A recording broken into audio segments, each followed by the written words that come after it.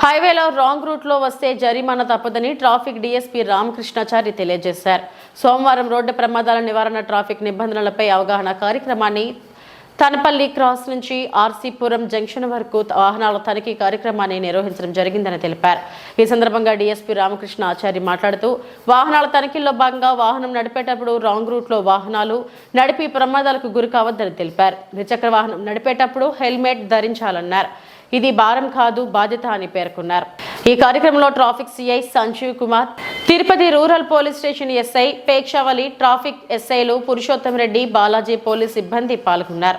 Okay, మా Tirupati Rajashree Sri SP గారు P Harshavardhan Raju ఆదేశాల మేరకు హైవే నందు ప్రమాదాలు నివారించుట కొరకు ఆపోజిట్ డైరెక్షన్లో వ్యతిరేకంగా ఆపోజిట్ రూల్స్ పాటించుకున్న వెహికల్స్ వస్తున్నందువల్ల ప్రమాదాలు కొంచెం జరుగుతున్నవి తరచుగా.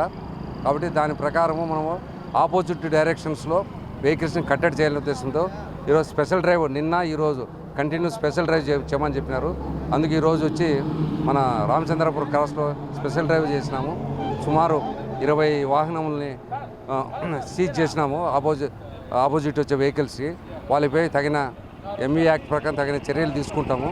ఎవరైనా సరే వ్యతిరేక దశలో వచ్చే చట్టవిరుద్ధంగా పాటు ఒకసారి కాకపోతే రెండోసారి దొరికించో వెహికల్స్ వాహనాలు సీజ్ చేస్తాము. ఇది సందేశం అందరికీ ప్రజలు తెలుసుకొని వాళ్ళ ప్రాణ రక్షణ కొరకు మాతో సహకరించిన వాళ్ళగా కోరుతున్నాం. ఇది కంటిన్యూ అవేర్నెస్ ప్రోగ్రామ్ ఉంటుంది.